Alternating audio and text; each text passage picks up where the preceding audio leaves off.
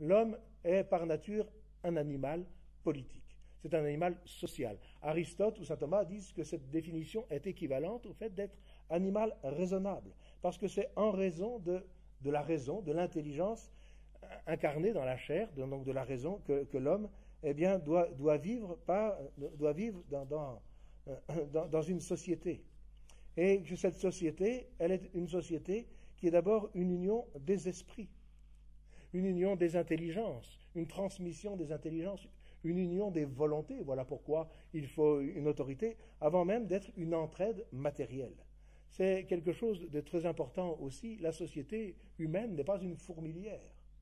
C'est une société d'âmes immortelles, c'est une société d'êtres spirituels, d'êtres intelligents, et c'est d'abord pour cela il est nécessaire que l'homme vive en société. Il ne faut pas inverser l'ordre des choses. On aurait tendance à dire l'homme doit vivre en société à cause de l'aspect animal de sa nature. Mais non, l'homme doit vivre d'abord en société à cause de la faiblesse de sa nature spirituelle. La nature spirituelle de l'homme est si faible qu'elle ne peut pas se passer d'organes corporels, les sens extérieurs, l'imagination, la mémoire. L'homme ne peut pas s'en passer. C'est à cause de la faiblesse de notre intelligence, c'est à cause de la faiblesse de notre volonté que nous ne pouvons pas nous passer de cet aspect corporel. Et donc c'est bien parce que nous sommes des esprits faibles, c'est bien parce que nous sommes des volontés faibles que nous devons vivre en société et que notre intelligence ne peut pas atteindre même son simple exercice et encore moins sa perfection sans la société, et que notre volonté c'est la même chose. Et donc nous devons vivre en société pour ne pas être accaparés par les tâches matérielles, pour ne pas être rivés à la terre, mais pour pouvoir accomplir ce qui est une dimension essentielle de notre nature et de la vie sociale, qui est la primauté de la contemplation. L'homme est fait pour contempler. C'est vrai dans l'ordre surnaturel. Au ciel, nous contemplerons la gloire de la Sainte Trinité. Mais c'est déjà vrai dans l'ordre naturel. Nous sommes faits pour connaître la vérité. La partie la plus noble de notre action, c'est la contemplation de la vérité, c'est la primauté de la contemplation. Et c'est un élément très important qui doit structurer la vie sociale. C'est que ce n'est pas une course au bien matériel, ce n'est pas une course au progrès matériel toujours en avant, c'est une course à la contemplation de la vérité. Nous devons vivre en société pour mutuellement nous décharger de tâches, nous aider dans cette œuvre première de la nature humaine qui est la primauté de la contemplation. Cette primauté de la contemplation, elle est une vérité naturelle.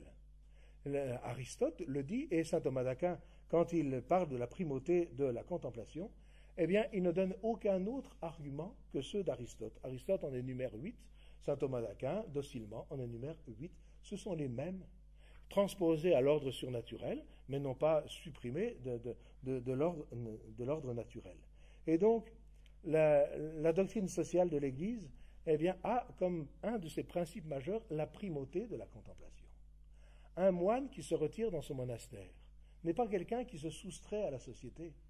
C'est quelqu'un qui va accomplir la plus haute œuvre de la société. Et c'est bien parce que le monastère est déjà lui-même une société et qu'il est porté par une société extérieure, parce que les enfants qui rentrent au monastère viennent de famille, parce qu'il y a des contingences matérielles qui viennent de la communication avec la société extérieure.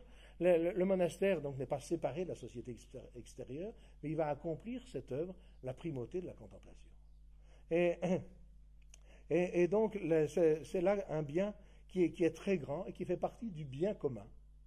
Le bien commun, c'est que des hommes soient portés, puissent accomplir cette primauté de la contemplation. En soi, normalement, si on était dans une société normale, il faudrait se réjouir qu'il y ait 5 millions de chômeurs. Parce qu'il y a 5 millions de personnes qui peuvent s'adonner à la contemplation des choses divines, à l'amour de la vérité.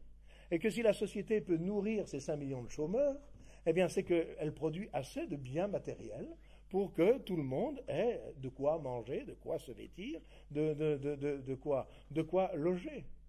Mais évidemment que dans une société qui est portée vers la course au bien matériel, c'est une catastrophe qu'il y ait 5 millions de chômeurs. Ceux qui travaillent disent on nourrit des inutiles, et ceux qui sont au chômage sont aigris ou ne font rien.